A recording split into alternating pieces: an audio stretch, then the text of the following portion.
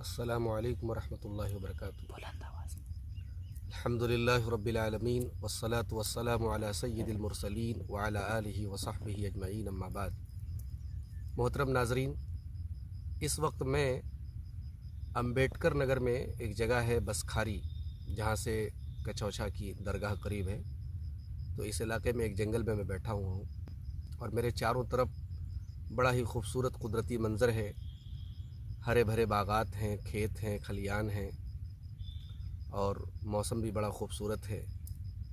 قدرت کی اس خوبصورتی کو دیکھ کر کے بار بار رب العالمین کی حمد و ثنا کے کلمات زبان پر جاری ہو جاتے ہیں، اور یہ محسوس ہوتا ہے کہ اللہ تبارک و تعالیٰ نے یہ کائنات کتنی خوبصورت بنائی ہے۔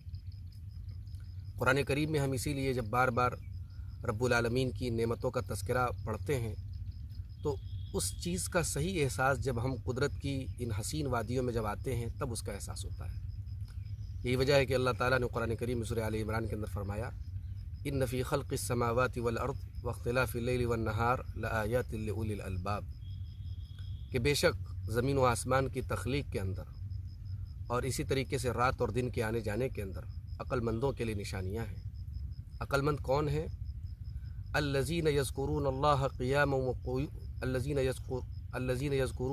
قیاما وقعودا وعلی جنوبہم ویتفکرون فی خلق السماوات والارض۔ عقل مند وہ لوگ ہیں جو کھڑے ہو کر، بیٹھ کر، لیٹ کر اپنے رب کا ذکر کرتے، اپنے رب کو یاد کرتے ہیں۔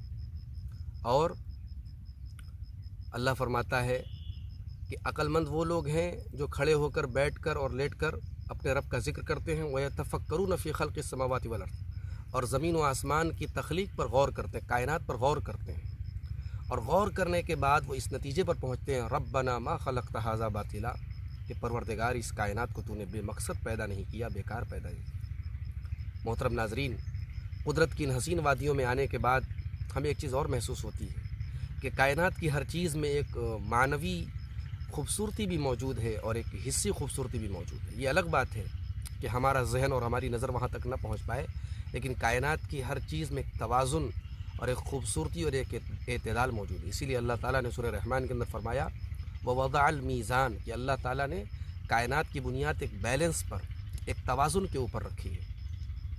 یہی وجہ ہے کہ خالق کائنات نے قرآن حکیم میں بار بار ہمیں دعوت فکر دی ہے، دعوت نظر دی ہے، ہمیں غور کرنے کی دعوت دی ہے کہ ہم غور کریں اللہ کی کائنات میں، اور اللہ کی کائنات پر غور کر کے اپنے خالق کے مقام کو سمجھیں اور اپنے خالق کی عبادت کریں۔ اللہ تعالیٰ نے فرمایا سورہ غاشیہ کے اندر، افلا ينظرون الى الابل كيف خلقت والى السماء كيف رفعت والى الجبال كيف نصبت والى الارض كيف سطحت، کیا تم لوگ دیکھتے نہیں اونٹوں کو کہ اللہ تعالیٰ نے کیسی مخلوق پیدا کی ہے اونٹوں کی شکل میں؟ کیا تم دیکھتے نہیں آسمان کو کہ اللہ تعالیٰ نے کس طریقے سے اس آسمان کو بلند کیا ہے؟ کیا تم دیکھتے نہیں زمین کو کہ اللہ تعالیٰ نے کیسے زمین کو بچھایا ہے؟ کیا تم دیکھتے نہیں پہاڑوں کو کہ اللہ تعالیٰ نے کیسے ان کو نصب کیا ہے؟ حقیقت یہ ہے محترم ناظرین کہ اللہ تبارک و تعالیٰ کی اس کائنات میں ہم جتنا غور کریں گے، اپنے مالک اور اپنے خالق کے اتنا ہم قریب ہوں گے، اپنے مالک کے مقام کو اتنا زیادہ سمجھیں گے۔ بڑے بدبخت اور بڑے بدنصیب اور بڑے نادان ہیں وہ لوگ جو اللہ تبارک و تعالیٰ کی اس حسین اور اس جمیل کائنات کو دیکھنے کے باوجود اللہ کے ساتھ شرک کریں اور اللہ کے مقام کو نہ پہچانیں۔ وما قدر اللہ حق قدری، بڑے بدنصیب ہیں وہ لوگ جو اللہ کے مقام کو نہ سمجھ پائیں۔ یہی وجہ ہے کہ اللہ تعالیٰ سورہ ملک میں کہتا ہے، تبارک الذی بیدہ الملک وہو علی کل شیء قدیر، بڑی برکت والی ہے وہ ذات جس کے ہاتھ میں ساری کائنات کی بادشاہت ہے اور جو ہر چیز پر قادر ہے۔ الذی خلق الموت والحیات لیبلوکم ایکم احسن عملا، اس نے موت اور زندگی کو پیدا کیا تاکہ تمہیں آزمائے کہ کون تمہیں اچھا عمل کرتا ہے۔ وہو علی کل شیء قدیر، اور جو ہر چیز پر قادر ہے۔ الذی خلق سبع سماوات طباقا، جس نے ساتوں آسمان بنائے تہ بتہ، ما تری فی خلق الرحمن من تفاوت، اللہ تبارک و تعالیٰ کی اس تخلیق میں کوئی ذرہ برابر بھی کہیں پر کوئی ہمیں فالٹ نظر نہیں آتا، کہیں کوئی فرق نظر نہیں آتا۔ ہم بار بار اپنی نگاہوں کو پلٹا کر کے دوبارہ نظریں ڈال کر کے دیکھیں، اللہ فرماتا ہے کہ تمہاری نظریں لوٹ کر کے آ جائیں گی، تمہاری نظریں تھک جائیں گی، لیکن اللہ کی اس کائنات میں، اس کی کاریگری میں، اس کی قدرت میں تمہیں کوئی فالٹ اور کوئی کمی نظر نہیں آئے گی۔ محترم ناظرین، اس حسین و جمیل منظر کو دیکھتے ہوئے قرآن کریم کی آیتیں بار بار یاد آتی ہیں، اور اللہ کے بندوں کے اس عمل پر افسوس ہوتا ہے، ان کے اس طرز عمل پر افسوس ہوتا ہے کہ اس خالق کائنات کو چھوڑ کر آج کہاں کہاں جبی سائی کر رہے ہیں، کہاں کہاں اپنے سر کو جھکا رہے ہیں۔ ابھی میں جہاں بیٹھا ہوں یہاں سے بمشکل 5-10 کلومیٹر کی دور پر ایک درگاہ ہے، ایک بزرگ کی قبر ہے جن کو کچوچھا کی درگاہ کہا جاتا ہے۔ آپ یقین مانے بنارس سے ہر جمعرات کو ٹرینیں بھر بھر کے لوگ آتے ہیں اور یہاں آ کر کے اپنے دین اور ایمان کا سودا کرتے ہیں۔ اور اتفاق سے آج ربیع الثانی کی 11 تاریخ ہے، اور آج ایک تہوار کے طور پر آج کا دن 11ویں شریف کے نام سے مسلمانوں کا ایک بڑا طبقہ مناتا ہے۔ اور شیخ عبد القادر جیلانی رحمۃ اللہ علیہ، جو اللہ کے بہت بڑے ولی تھے اور اللہ کے ایک نیک بندے تھے، ان کے نام سے نظر و نیاز دی جاتی ہے اور ان کے نام سے کھانے بنا کر کے لوگوں کو تقسیم کیے جاتے ہیں۔ یہ اللہ تبارک و تعالیٰ کے ساتھ کھلا ہوا شرک نہیں تو اور کیا ہے کہ کسی اللہ کے علاوہ کسی کے نام سے جانور ذبح کیا جائے اور اس جانور کے گوشت کو بانٹا جائے۔ محترم ناظرین، کاش کہ اللہ کے بندے اگر قرآن و سنت کی باتیں ان کو نہ سمجھ میں آئے، اگر اپنے کامن سینس کا استعمال کریں، اللہ تبارک و تعالیٰ نے فطرت کے اندر جو آواز دی ہے اس آواز پر اگر وہ لبیک کہیں اور اللہ تعالیٰ کی حسین و جمیل کائنات پر اگر غور کریں تو شرک سے بچیں اور توحید پر آ جائیں۔ توحید جو انسان کی تخلیق کا مقصد ہے، وما خلقت الجن والانس الا لیعبدون۔ اور اسی لیے اللہ تعالیٰ نے جہاں بھی قرآن کریم میں اپنی کائنات کا ذکر کیا ہے، آپ غور کریں، وہاں توحید اور آخرت کا ضرور ذکر ہے۔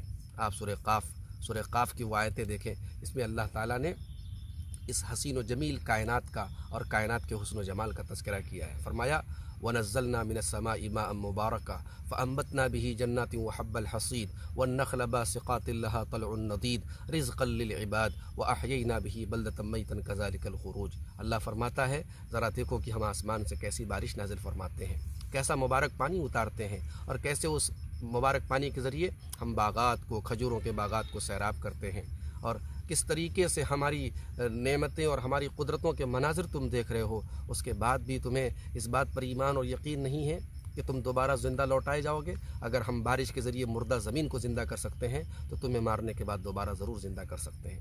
حقیقت یہ ہے محترم ناظرین کہ مناظر قدرت کو غور سے دیکھنے کے بعد انسان کا عقیدہ توحید اور مضبوط ہوتا ہے، انسان کا ایمان بالآخرت اور مضبوط ہوتا ہے۔ میں اللہ سے اس موقع پر دعا کرتا ہوں رب العالمین ہمیں زندگی کی آخری سانس تک عقیدہ توحید پر رہنے کی توفیق عطا فرمائے۔ رب العالمین ہمارے سینوں میں ایمان بالآخرت کے جذبے کو اور مضبوط کر دے۔ رب العالمین ہمارے ان بھائیوں کو جو آج اللہ کے ولیوں کی قبروں اور اللہ کے ولیوں کے درگاہوں پہ جا کر کے اپنے دین اور ایمان کا سودا کر رہے ہیں اور وہاں اپنے اخلاق اور اپنے ایمان اور ہر چیز کی تجارت وہاں ہو رہی ہے، رب العالمین ہمارے ان نادان بھائیوں کو سمجھ دے، رب العالمین انہیں توحید کی توفیق دے، رب العالمین انہیں شرک سے باز آنے کی توفیق عطا فرمائے۔ آمین۔ وآخر دعوانا ان الحمد للہ رب العالمین، والسلام علیکم ورحمۃ اللہ وبرکاتہ۔